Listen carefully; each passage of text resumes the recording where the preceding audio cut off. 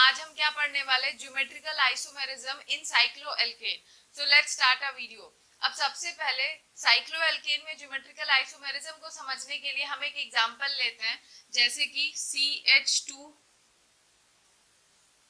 यहाँ पे क्या है CH और क्या लगा हुआ है Cl, और यहाँ पे भी क्या लगा है CHCl। ठीक है, हमें इस तरीके के क्वेश्चंस दिए रहेंगे और पूछा जाएगा कि बताओ whether geometrical isomerism is possible और नॉट। ठीक है, तो सबसे पहले तो क्वेश्चंस को समझने के लिए हम पहले उन पॉइंट्स को देखेंगे जिनको हमें देख के और उस पॉइंट्स को क्वेश्चन में चेक करके बताना है कि ज्योमेट्रिकल आइसोमेरिज्म पॉसिबल होगा कि नहीं। ठीक है, तो सबसे पहला पॉइंट क्या होता है, यहाँ पे दो पॉइंट्स तो हमारे वही पुराने हैं। First point is restricted rotation. पहला क्या होना चाहिए, restricted rotation.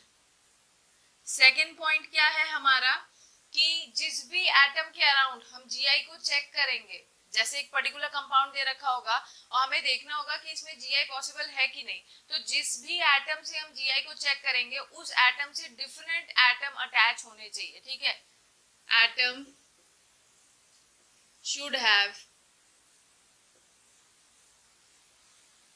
Different atom attached to it। ठीक है, ये सेकंड पॉइंट है। इसका तीसरा पॉइंट क्या है, aerial distance should be different. Aerial distance क्या है, अलग होना चाहिए। Aerial distance should be different.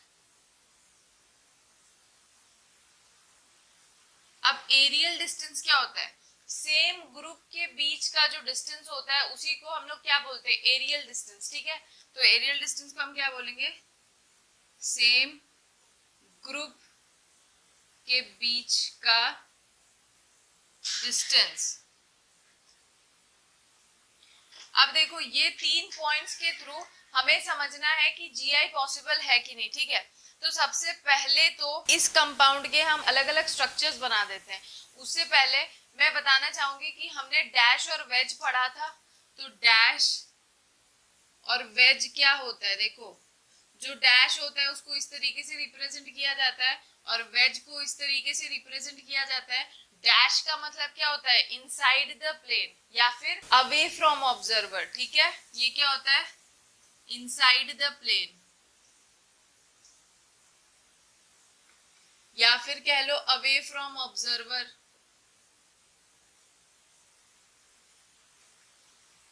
और ये क्या होता है, outside the plane, outside the plane या फिर क्या होगा, toward the observer, toward the observer. ठीक है, तो अब सबसे पहले हम इसके अलग अलग स्ट्रक्चर्स बना लेते हैं। ठीक है, तो अलग अलग स्ट्रक्चर्स कैसे बनेगा, देखो सबसे पहला स्ट्रक्चर हम कैसा बना सकते हैं, CH2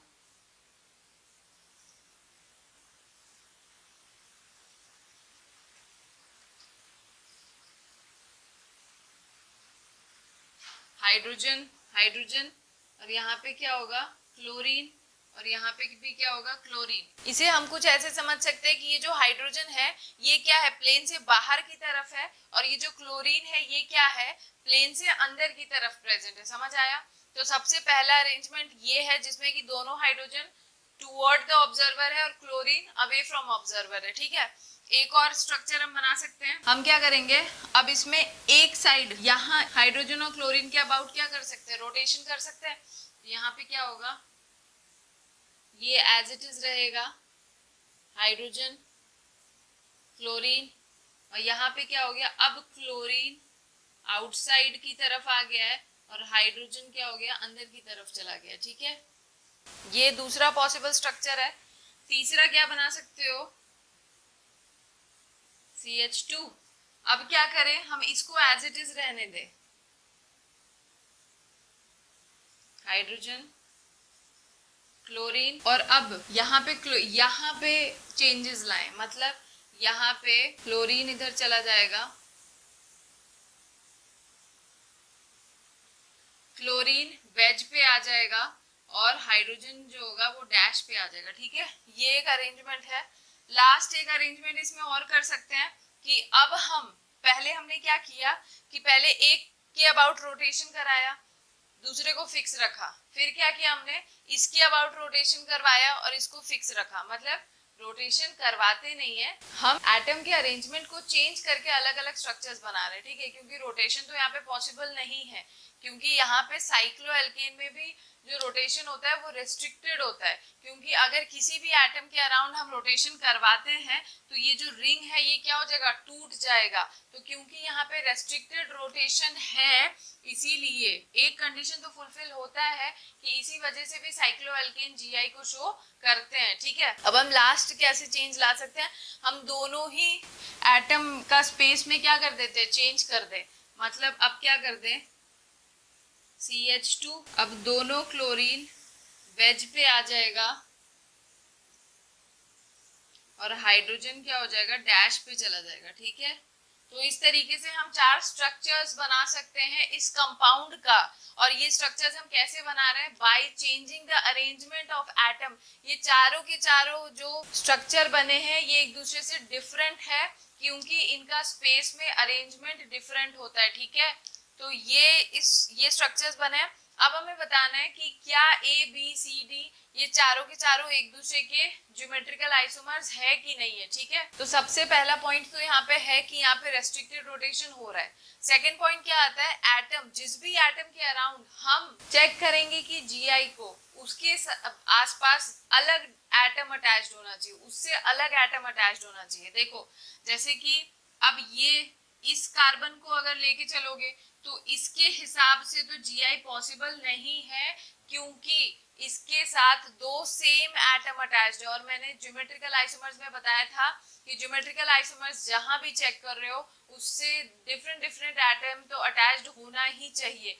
तो फिर देखो हम जब इन दो कार्बन के रेफरेंस में जब हम GI को देखेंगे तो हमें दिख रहा है कि इस कार्बन के अलोंग एक हाइड्रोजन लगा है, क्लोरीन लगा है, एक हाइड्रोजन लगा है, क्लोरीन लगा है। तो ये पॉइंट भी सेटिस्फाई हो रहा है। तीसरा पॉइंट क्या है, aerial distance should be different. अब एरियल डिस्टेंस कहने का क्या मतलब है, यहाँ पे कोई भी 2 ग्रुप ले लो, उसके बीच का डिस्टेंस क्या चेंज हो रहा है अलग अलग स्ट्रक्चर्स में। तो देखो यहाँ पे ये 2 ग्रुप ले लेते हैं, मान लो हम क्लोरीन की बात कर रहे हैं, ठीक है। तो यहाँ पे क्लोरीन के बीच का डिस्टेंस मान लो अभी अगर L1 है, तो जब हमने इसका सेकंड स्ट्रक्चर बनाया जहां पे अब एक क्लोरीन कहाँ पे प्रेजेंट है, आउटसाइड द प्लेन, तो एक क्लोरीन क्या है, इनसाइड द प्लेन। मतलब ये कुछ इस तरीके से होगा, एक आउटसाइड द प्लेन तो एक इनसाइड द प्लेन। तो दोनों के डिस्टेंस में चेंज हुआ होगा ना भाई। पहले दोनों क्लोरीन ऐसे प्रेजेंट थे, अब दोनों क्लोरीन ऐसे प्रेजेंट है, तो डिस्टेंस क्या हो गया, ये वाला डिस्टेंस क्या हो गया, बढ़ गया ना, बड़ा है। तो यहाँ पे सेम एटम के अराउंड ही डिस्टेंस को चेक करो, तो यहाँ पे डिस्टेंस मान लो कितना हो गया, L2, ठीक है। अब अगर फिर हम इसमें आते हैं तो इसमें क्या होगा, ये क्लोरीन और ये क्लोरीन है, इसमें मान लो ये डिस्टेंस कितना है, L3, ठीक है। अब इसमें देखो कितना होगा, क्लोरीन और क्लोरीन, यहाँ पे ये डिस्टेंस क्या हो गया, मान लो L4, ठीक है। सेम एटम के बीच का डिस्टेंस चेक करना है, ठीक। तो हमें क्या दिख रहा है कि जो L1 है वो L2 के बराबर नहीं है, ठीक है। L1 is not equal to L2, ठीक, A और B के केस में, A और B के केस में। लेकिन L2 और L3 तो सेम ही डिस्टेंस है ना, L2 और L3 क्या है, L2 is equal to L3, ठीक। अगर हम L3 और L4 में देखें तो क्या है, L3 और L4 का डिस्टेंस क्या हो रखा है, डिफरेंट है, ठीक है। तो L3 is not equal to L4, ठीक। तो पहले 2 पॉइंट तो हमने सब में चेक कर लिए, बाकी के 2 पॉइंट देखो, बाकी का तीसरा पॉइंट देखो, तो तीसरे पॉइंट के अकॉर्डिंग एरियल डिस्टेंस अलग होना चाहिए। अगर एरियल डिस्टेंस सेम हो गया तो वहां पे GI पॉसिबल नहीं है। तो एरियल डिस्टेंस किसमें सेम हो रहा था, L2 और L3, इसका मतलब B और C एक दूसरे के GI नहीं है, यहाँ पे GI पॉसिबल नहीं हो रहा है, समझ आया। L1 और L2 एक दूसरे के बराबर नहीं है, इसका मतलब A और B में ज्योमेट्रिकल आइसोमर पॉसिबल होगा, समझ रहे हो। तो इस तरीके से हमें चेक करना होगा साइक्लिक कंपाउंड्स में, वो भी साइक्लोएल्केन में। L3 और L4 देख लो, L3 L4 ये भी डिस्टेंस क्या है, अलग अलग है ना, तो इसमें भी क्या होगा, GI पॉसिबल है। तो यहाँ पे जीआई पॉसिबल होगा, ठीक है। सिर्फ ये देख के साइक्लिक कंपाउंड्स में, वो भी साइक्लोएल्केन में, सिर्फ ये देख के कि रेस्ट्रिक्टेड रोटेशन है और जिसके अराउंड जीआई देख रहे हैं उसमें डिफरेंट एटम अटैच्ड है, सिर्फ हम उससे नहीं बताएंगे कि ज्योमेट्रिकल आइसोमर पॉसिबल होगा कि नहीं। हमें एक और पॉइंट देखना है, that is aerial distance should be different. जहां पे एरियल डिस्टेंस बदला और तीनों कंडीशंस देखो, रेस्ट्रिक्टेड रोटेशन होना चाहिए, डिफरेंट एटम अटैच होना चाहिए। देखो इन दो को अगर देखें तो इनमें जीआई पॉसिबल है ना, जरा तीनों पॉइंट्स को मैच करो। यहाँ पे रेस्ट्रिक्टेड रोटेशन है, किसी भी एक एटम को अगर तोड़ना मोड़ना चाहोगे तो क्या होगा, यहाँ पे बॉन्ड ब्रेक हो जाएगा, ये बॉन्ड क्या हो जाएगा, ब्रेक हो जाएगा। तो यहाँ पे रेस्ट्रिक्टेड रोटेशन दोनों में ही है। दूसरा, इस कार्बन के अलोंग दोनों डिफरेंट एटम अटैच्ड है। तीसरा क्या है, एरियल डिस्टेंस भी अलग है। ये दो क्लोरीन जब इनसाइड द प्लेन होगा तब इनके बीच का डिस्टेंस अलग होगा, और जब ये क्या होगा, एक इनसाइड एक आउटसाइड होगा, तब इनके बीच का डिस्टेंस अलग होगा। तो जहां पे भी ये तीनों पॉइंट सेटिस्फाई होंगे उसमें उन साइक्लोएल्केन्स में जीआई की पॉसिबिलिटी होगी, ठीक है। अब हम एक दूसरा एग्जांपल लेंगे।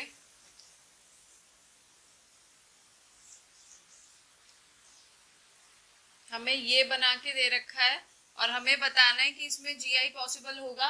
तो देखो यहाँ पे भी रेस्ट्रिक्टेड रोटेशन है। अगर तुम इसका दूसरा ज्योमेट्रिकल आइसोमर बनाना चाहो तो दूसरा ज्योमेट्रिकल आइसोमर कैसे बनता है, एटम का स्पेस में अरेंजमेंट अलग होता है, तो बस दो कंपाउंड्स एक दूसरे के क्या होते हैं, जीआई हो जाते हैं।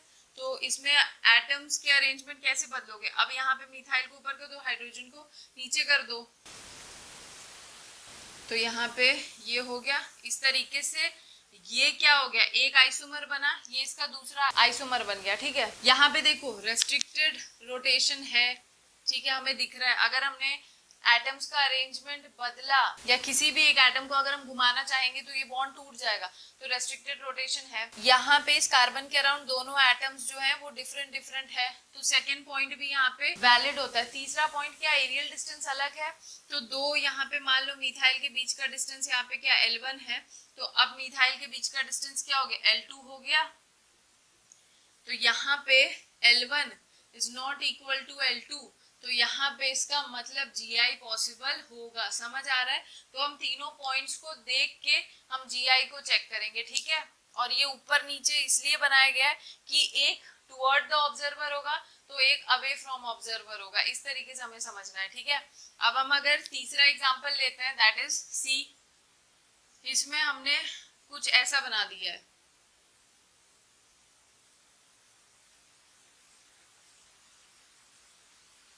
ये हमें कंपाउंड दे रखा है और हमें बताना है कि क्या इसमें जीआई पॉसिबल है कि नहीं है, ठीक है। अच्छा, ये समझने से पहले ये देख लो, ये जो सेम एटम सेम साइड है तो ये सिस फॉर्म होगा, और ये इसका क्या हो गया, ऑपोजिट साइड है, तो ये इसका क्या हो गया, ट्रांसफॉर्म हो जाएगा। समझ आ रहा है।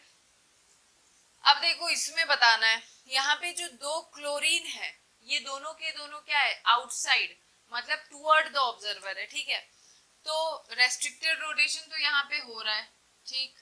अब देखो यहाँ पे क्या है, ये दोनों ही क्लोरीन क्या है, टुवर्ड द ऑब्जर्वर है, तो इस कार्बन से अटैच्ड एक हाइड्रोजन भी तो होगा। वो क्या होगा, अगर क्लोरीन बाहर की तरफ है तो हाइड्रोजन क्या होगा, इनसाइड द प्लेन, दोनों ही क्लोरीन के लिए, तो यहाँ पे ये हाइड्रोजन हो गया। अब हमें देखना है कि यहाँ पे क्या जीआई पॉसिबल है। तो देखो क्या है, हम सीधा देख रहे हैं कि पहले दो पॉइंट्स तो यहाँ पे वैलिड है, रेस्ट्रिक्टेड रोटेशन भी होगा, अलग अलग एटम्स भी अटैच्ड है, यहाँ पे क्लोरीन अटैच्ड है, यहाँ पे हाइड्रोजन अटैच्ड है, ठीक है। तो अब हमें तीसरा पॉइंट देखना है, क्या एरियल डिस्टेंस अलग है। तो देखो एरियल डिस्टेंस अलग होगा, पहले बेंजीन के अबाउट एक क्लोरीन पहले इधर की तरफ है और इस साइड वाला क्लोरीन भी क्या है, दोनों बाहर की तरफ है, दोनों एक ऊपर है क्लोरीन बाहर की तरफ निकला और एक ये क्लोरीन बाहर की तरफ निकला है, ठीक है। अभी इन दोनों के बीच का डिस्टेंस ऐसा होगा, ठीक। अब मान लो हमने दूसरा इसका स्ट्रक्चर कैसा बनाया,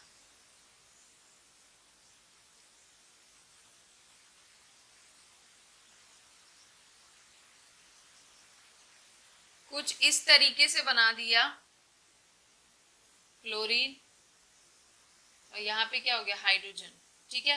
तो अब क्लोरीन क्या हो गया, इनसाइड द प्लेन, तो पहले क्या था, ऐसे ऐसे था दोनों के बीच का डिस्टेंस, अब क्या हो गया, ये अंदर की तरफ हो गया, तो अब डिस्टेंस बदल गया ना। पहले दोनों के बीच का डिस्टेंस क्या था, ये, अब दोनों के बीच का डिस्टेंस क्या हो गया, ये, तो डिस्टेंस बदल गया है ना।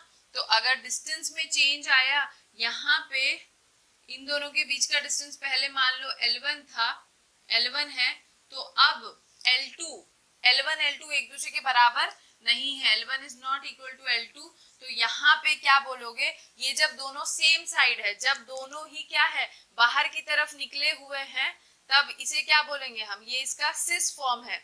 जब अब दूसरे टाइम में क्या हुआ, क्लोरीन जब एक अंदर की तरफ है और एक क्लोरीन बाहर की तरफ है, तो हम इसे क्या बोलेंगे, इसका ट्रांसफॉर्म हो गया। तो ये सिस फॉर्म होगा और ये क्या है इसका ट्रांसफॉर्म, और यहाँ पे Gi जो है वो पॉसिबल होगा। समझ आ रहा है। हमें एक नेक्स्ट एग्जांपल दे रखा है D, इसमें क्या कर रखा है,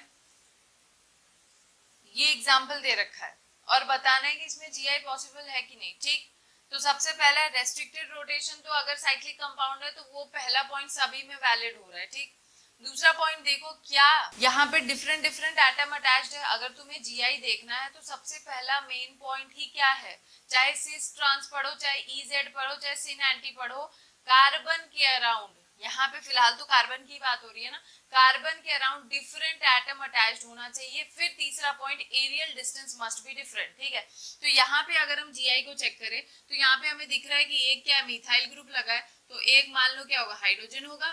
ठीक, तो इस कार्बन के अराउंड तो डिफरेंट ग्रुप लगा हुआ है। ठीक, लेकिन अगर हम बाकी किसी दो कार्बन को देखें तो यहाँ पे भी हाइड्रोजन, यहाँ पे भी हाइड्रोजन, तो यहाँ पे दूसरा पॉइंट वैलिड नहीं हो रहा है, तो इसीलिए यहाँ पे नो Gi, यहाँ पे ज्योमेट्रिकल आइसोमेरिज्म नहीं होगा। ठीक है, अब अगर एक दूसरा एग्जांपल देखते हैं जिसमें कि कुछ इस तरीके से बना हो,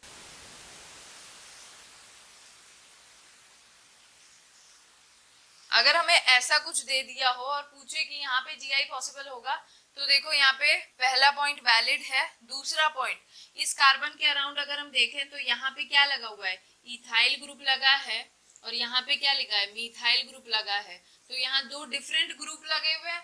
इस कार्बन के अराउंड अगर देखेंगे तो एक हाइड्रोजन लगा है और एक CH3 लगा है। तो यहाँ पे इसका मतलब दूसरा पॉइंट भी वैलिड है कि दोनों कार्बन के अराउंड डिफरेंट ग्रुप्स अटैच्ड है। ठीक है, बस यहाँ पे भी Gi क्या है, पॉसिबल होगा, क्योंकि यहाँ पे पॉइंट्स वैलिड हो रहे हैं, तो यहाँ पे ज्योमेट्रिकल आइसोमेरिज्म शो होगा। ठीक है, अब हम इसका नेक्स्ट क्वेश्चन करेंगे। नेक्स्ट क्वेश्चन क्या दे रखा है, ये कुछ इस तरीके का है। हमें एक और ये वाला क्वेश्चन दे रखा है। ठीक, हमें ये बताना है कि इन दो कंपाउंड्स में Gi पॉसिबल होगा कि नहीं। ठीक, तो देखो अब एक और एडिशनल पॉइंट है जो तुम लोग को याद रखना है साइक्लोएल्केन में Gi को चेक करते वक्त। सबसे पहला क्या था, रेस्ट्रिक्टेड रोटेशन। सेकेंड पॉइंट क्या था, डिफरेंट एटम अटैच्ड। ठीक है, डिफरेंट एटम अटैच्ड। ठीक है, अब इसी में एक पॉइंट और ऐड कर लो कि जिस भी कार्बन के अराउंड या कोई भी एटम जिसके अराउंड तुम Gi देख रहे हो, उसके पास एक तो डिफरेंट एटम अटैच्ड होना चाहिए, साथ में वो क्या होना चाहिए, sp3 हाइब्रिडाइज्ड। ठीक है, अगर वो sp3 हाइब्रिडाइज्ड होगा तो बढ़िया है। अगर sp2 हाइब्रिडाइज्ड तुम्हें दिख गया तो यहाँ पे Gi पॉसिबल नहीं होगा। ये एक और पॉइंट है। ठीक है, तो इसे याद रखना। और तीसरा पॉइंट क्या था, एरियल डिस्टेंस अलग होना चाहिए, एरियल डिस्टेंस डिफरेंट। ठीक है, तो ये तीन पॉइंट याद रखने हैं। रेस्ट्रिक्टेड रोटेशन, जिस भी एटम के अराउंड चेक कर रहे हो Gi, उसके पास अलग अलग एटम अटैच्ड होना चाहिए, और वो कार्बन या नाइट्रोजन या ऑक्सीजन जो भी होगा वो sp3 हाइब्रिडाइज्ड होना चाहिए। समझ आ रहा है। और तीसरी बात, एरियल डिस्टेंस अलग होना चाहिए। ठीक, अब देखो यहाँ पे क्या है, क्योंकि इस वाले के पास डिफरेंट एटम तो अटैच्ड है और ये sp3 हाइब्रिडाइज्ड भी है, तो इससे कोई इशू नहीं है। लेकिन जब हम यहाँ आएंगे तो इसके पास क्या है, 1 2 3 सिंगल बॉन्ड्स, तो इसकी वजह से ये sp2 हाइब्रिडाइज्ड हो जाएगा। तो क्योंकि ये sp2 हाइब्रिडाइज्ड है तो इस कार्बन को हम नहीं कंसिडर करेंगे और यहाँ पे Gi पॉसिबल नहीं होगा। समझ आया, यहाँ पे नो Gi। अगर चाहते हम तो कोई बच्चा ये भी सोच सकता है कि हम इस कार्बन से भी तो चेक कर सकते हैं, तो अगर इस कार्बन पे आओगे तो यहाँ पे दो सेम ग्रुप लगे, हाइड्रोजन हाइड्रोजन, इसी वजह से हमारे पास ना ये ऑप्शन वैलिड है ना ये ऑप्शन वैलिड है, और यहाँ पे भी सेम वही चीज है, तो इस वजह से यहाँ पे Gi पॉसिबल नहीं है। लेकिन अगर हम यहाँ पे आए तो यहाँ पे एक तरफ CH3 लगा है, एक तरफ हाइड्रोजन लगा होगा, ये कार्बन तो फिर से क्या हो गया, ये कार्बन क्या हो जाएगा, फिर से sp2 हाइब्रिडाइज्ड, तो हमें इसे कंसिडर नहीं करना है। लेकिन हमारे पास अब यहाँ पे ये ऑप्शन है कि ये क्या है, यहाँ पे CH3 लगा है और एक हाइड्रोजन लगा होगा, तो यहाँ पे रेस्ट्रिक्टेड रोटेशन भी है, डिफरेंट एटम भी अटैच्ड है, sp3 हाइब्रिडाइज भी है, एरियल डिस्टेंस भी अलग होगा, इसीलिए यहाँ पे GI पॉसिबल होगा। समझ आ रहा है? तो ये 4 पॉइंट याद रख के साइक्लोएल्केन में GI को चेक करते हैं। ठीक है, हमें एक क्वेश्चन दे रखा है,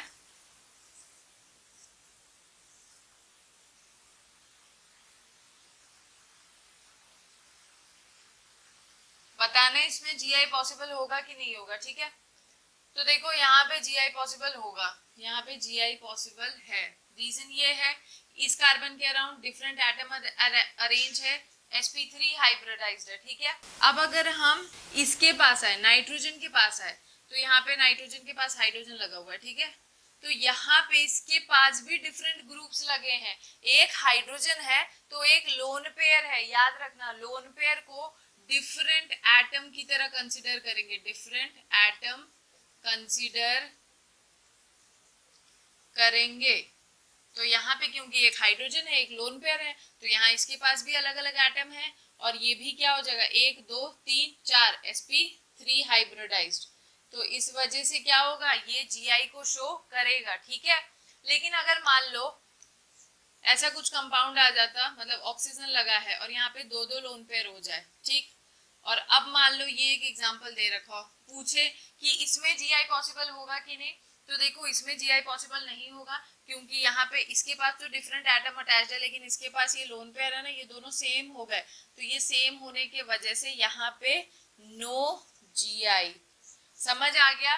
तो I hope geometrical isomers in cycloalkane समझ आया होगा। इतना ही था हमारा साइक्लोएल्केन का एक्सप्लेनेशन। मेन इंपॉर्टेंट ये 4 पॉइंट्स हैं, इन 4 पॉइंट्स को ध्यान में रख के कोई भी साइक्लोएल्केन का क्वेश्चन दिया हो और उसमें GI चेक करने को बोले तो हम उसके थ्रू चेक करेंगे। अगर वीडियो अच्छा लगे तो like share comment and subscribe, और अगर कोई क्वेश्चन है तो कमेंट सेक्शन में पूछ सकते हो। Thank you.